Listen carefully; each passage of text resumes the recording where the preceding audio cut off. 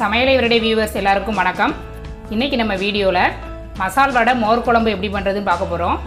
சுரைக்காயில் பண்ணுவாங்க, தடியங்காய், பூசணிக்காய், சௌச்சௌ இந்த மாதிரி நீர்க்காய்கள் எல்லாத்துலேயுமே மோர் குழம்பு பண்ணலாம். அப்புறம் வெண்டைக்காயை வதக்கி போட்டு கூட மோர் குழம்பு பண்ணலாம். காய் எதுவுமே இல்லாமல் ப்ளைனாக கூட மோர் குழம்பு பண்ணுவாங்க. உளுந்து வடையிலையும் மோர் குழம்பு பண்ணலாம். இன்றைக்கி நம்ம மசால் வடையில் மோர் குழம்பு எப்படி பண்ணுறதுன்னு பார்க்க போகிறோம். நல்லா வெயில் அடிக்கும்போது மதிய வேளையில் இந்த மோர் குழம்பு ஊற்றி சாப்பிட்றதுக்கு அவ்வளோ அருமையாக இருக்கும். வாங்க மசால் வடை மோர் குழம்பு எப்படி பண்ணலான்னு பார்த்துடலாம். ஃபஸ்ட்டு மசால் வடை பண்ணுறதுக்கு தேவையான பொருட்கள் பார்த்துடலாம். 200 கிராம் கடலைப்பருப்பை 3 தடவை நல்லா கழுவிட்டு 2 மணி நேரம் ஊற வச்சு தண்ணியை நல்லா வடித்து எடுத்து வச்சுருக்கிறேன். ஒரு பெரிய வெங்காயத்தை பொடியாக கட் பண்ணியிருக்கிறேன். கொஞ்சமாக மல்லி இலை, 1/2 ஸ்பூன் பெருஞ்சீரகம், 2 கொத்து கருவேப்பிலையை பொடியாக கட் பண்ணி எடுத்து வச்சுருக்கிறேன். ஒரு சின்ன துண்டு இஞ்சியை பொடியாக கட் பண்ணியிருக்கிறேன். 2 பச்சை மிளகாவையும் பொடியாக கட் பண்ணி எடுத்து வச்சுருக்கிறேன்.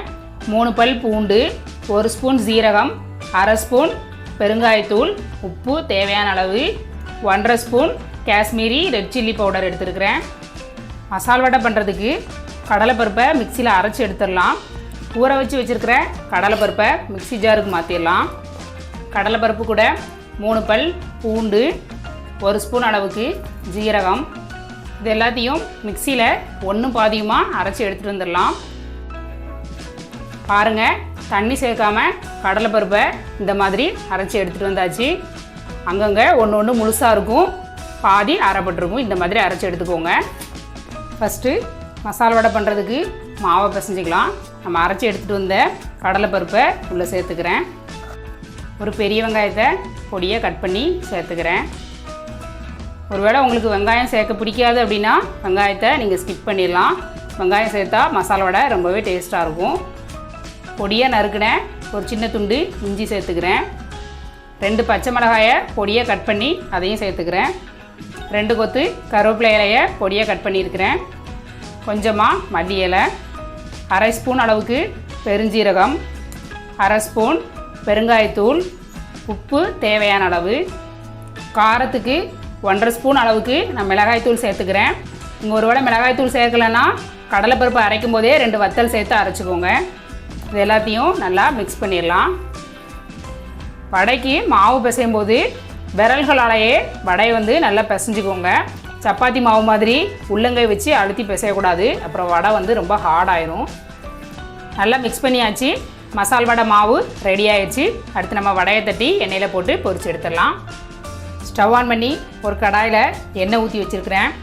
எண்ணெய் சூடாயிடுச்சு. இப்போ நம்ம வடையை தட்டி எண்ணெயில் போட்டு பொரிச்சு எடுத்துடலாம்.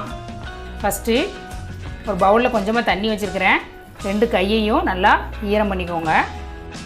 இந்த மாதிரி ஒரு சின்ன சைஸ் பாலாக எடுத்து நல்லா உருட்டிக்கலாம்.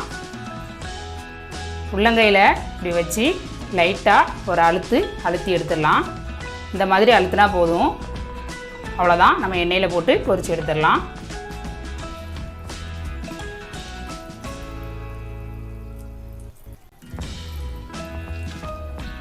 அடுப்பு தீயை நல்லா குறைச்சி வச்சுக்கோங்க, இல்லைனா வடை கரிஞ்சிரும். பெரிய பெரிய வடையாக செய்கிறத விட இந்த மாதிரி குட்டி குட்டியாக தட்டி போட்டால் சீக்கிரமாகவும் வெந்துடும், நல்லா கிறிஸ்பியாகவும் இருக்கும். இதே மாதிரி நம்ம எல்லா மாவுலேயும் வடையை சுட்டு எடுத்துடலாம். வடை உடஞ்சிராமல் லைட்டாக திருப்பி போட்டுடலாம். வடை ரெடி ஆயிடுச்சு. நம்ம வெளியில் எடுத்துடலாம். ரொம்பவே சூப்பராக நம்ம மசால் வடை ரெடி ஆயிடுச்சு. பாருங்கள், வெளியில் நல்லா கிறிஸ்பியாகவும் உள்ள சாஃப்டாகவும் சூப்பராக நம்ம வடை வெந்து வந்துருச்சு. அவ்வளோதான். அடுத்து நம்ம மோர் குழம்பு பண்ண ஸ்டார்ட் பண்ணிடலாம். அடுத்து மோர் குழம்பு பண்ணுறதுக்கு தேவையான பொருட்கள் பார்த்துடலாம். ஒரே ஒரு வெங்காயத்தை பொடியாக கட் பண்ணி வச்சுருக்கிறேன்.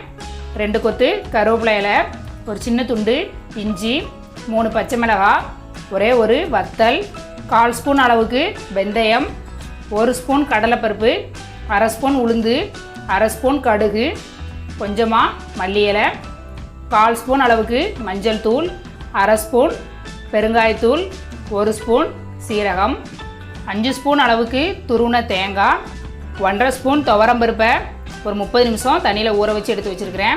250 ml தயிர், புளிக்காத கெட்டி தயிர் எடுத்துருக்கிறேன். ஃபஸ்ட்டு மோர் குழம்பு பண்ணுறதுக்கு தேங்காய் பேஸ்ட் ரெடி பண்ணிடலாம்.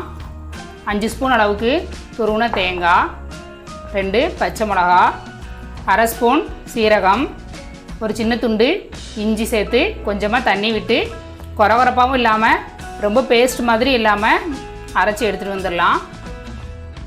தேங்காய் பேஸ்ட் ரெடி ஆயிடுச்சு. இப்போ நம்ம குழம்பு பண்ண ஸ்டார்ட் பண்ணிடலாம். ஸ்டவ் ஆன் பண்ணி ஒரு கடாய் வச்சுருக்கிறேன். 2 ஸ்பூன் அளவுக்கு தேங்காய் எண்ணெய் சேர்த்துக்கிறேன். மோர் குழம்பு தேங்காய் எண்ணெயில் பண்ணிங்கன்னா டேஸ்ட் ரொம்பவே சூப்பராக இருக்கும். எண்ணெய் சூடானதும் 1/4 ஸ்பூன் அளவுக்கு வெந்தயம் சேர்த்துக்கலாம்.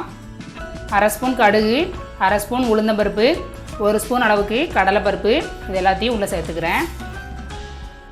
ஒரு வத்தலை 2ஆக கட் பண்ணி சேர்த்துக்கிறேன்.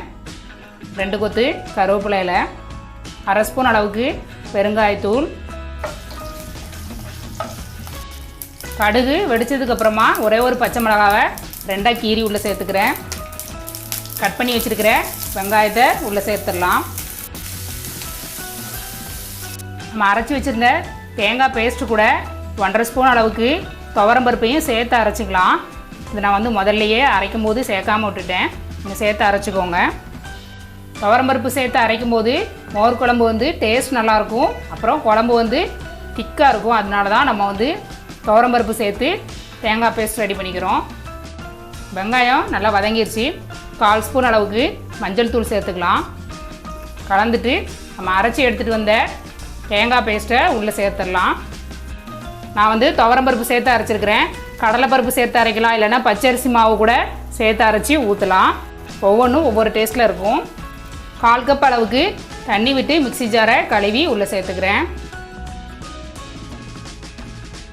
தேங்காய் கொதிச்சிடாமல் நல்லா 1 நிமிஷத்துக்கு மிக்ஸ் பண்ணி விடுங்க. அதில் உள்ள பச்சை ஸ்மெல் மட்டும் போனால் போதும். கொதிச்சிருச்சுன்னா எண்ணெய் பிரிஞ்சு வெளியில் வர ஆரம்பிச்சிடும். நம்ம எடுத்து வச்சுருக்கிற தயிரை நல்லா கடைஞ்சிட்டு உள்ளே சேர்த்துக்கலாம். இல்லைனா மிக்ஸி ஜாரில் லைட்டாக ஒரு சுற்று சுற்றிட்டு அப்புறமா உள்ளே சேர்த்துக்கலாம். பாருங்கள், தயிரை லைட்டாக ஒரு சுற்று சுற்றினா போதும். வேகாமல் சுற்றிட்டிங்கன்னா தயிரெல்லாம் வெளியில் தெரிச்சிரும். இந்த மாதிரி தண்ணியாக மிக்ஸி ஜாரில் சுற்றி எடுத்தாச்சு. இதை அப்படியே உள்ளே சேர்த்துடலாம். தயிரை உள்ளே சேர்த்துட்டு ஒரு அரை கப் அளவுக்கு மிக்ஸி ஜாரை கழுவி தண்ணியை உள்ளே சேர்த்துடலாம். எந்த அளவுக்கு குழம்பு தண்ணியாக வேணுமோ அந்த அளவுக்கு நீங்கள் தண்ணி சேர்த்துக்கோங்க. மோர் குழம்பு சூடு ஆறுனதும் இன்னும் கொஞ்சம் இறுக்கமாயிரும். அதனால் நீங்கள் பார்த்து தண்ணி சேர்த்துக்கோங்க. குழம்புக்கு தேவையான அளவு உப்பு சேர்த்துக்கிறேன். அவ்வளோதான். குழம்பு வந்து கொதிச்சிடக்கூடாது. லைட்டாக ஓரங்களில் அப்படியே பபிள்ஸ் வர ஆரம்பித்ததும் ஸ்டவ் ஆஃப் பண்ணிட வேண்டியதான். பாருங்கள், லைட்டாக பபிள்ஸ் வர ஆரம்பிச்சிருச்சு. இந்த ஸ்டேஜில் நம்ம ஒரே ஒரு வடையை உதுத்து உள்ளே சேர்த்துக்கலாம். இது வந்து குழம்புக்கு இன்னும் கொஞ்சம் டேஸ்ட் கொடுக்கும். கடைசியாக கொஞ்சமாக மல்லித்தலையை தூவி விட்டுடலாம். அவ்வளோதான், நம்ம மோர் குழம்பு ரெடி ஆயிடுச்சு. ஸ்டவ் ஆஃப் பண்ணிடலாம். அடுத்து மசாலா வடை மேலே நம்ம மோர் குழம்பை ஊற்றிட வேண்டியதான். ஒருவேளை நீங்கள் மசாலா வடை பண்ணல அப்படின்னா இப்படியே பிளெயினாக கூட நம்ம மோர் குழம்பா அப்படியே சாப்பிட்டுக்கலாம். சாப்பிட்றதுக்கு டேஸ்ட் ரொம்பவே சூப்பராக இருக்கும். பாத்திரத்தில் மசாலா வடையை ஃபஸ்ட்டு எடுத்து வச்சிடலாம். அப்படியே மசாலா வடை மேலே மோர் குழம்பை அப்படியே ஊற்றிட வேண்டியதான். சமையல் எவ்ரிடே சேனலை சப்ஸ்கிரைப் பண்ணாதவங்க சப்ஸ்கிரைப் பண்ணிக்கோங்க. நீங்களும் இந்த மாதிரி மசாலா வடை மோர் குழம்பு செஞ்சு சாப்பிட்டு பார்த்துட்டு எப்படி இருந்துச்சுன்னு கமெண்ட் பண்ணுங்கள். மோர் குழம்பை ஊற்றிட்டு மேலே மசால் வடையை பாதி குழம்புலையும் பாதி வெளியிலையும் தெரிகிற மாதிரி வச்சிடலாம். அங்கங்கே கருவேப்பிலையை 2-3 தூவி விட்டுக்கலாம். கொஞ்சமாக மல்லித்தலை சேர்த்துக்கலாம். அவ்வளோதான், ரொம்பவே அருமையான மசாலா வடை மோர் குழம்பு சூப்பராக ரெடி ஆயிடுச்சு. உங்களுக்கு இந்த வீடியோ பிடிச்சிருந்தா லைக் ஷேர் பண்ணுங்கள். தேங்க்யூ.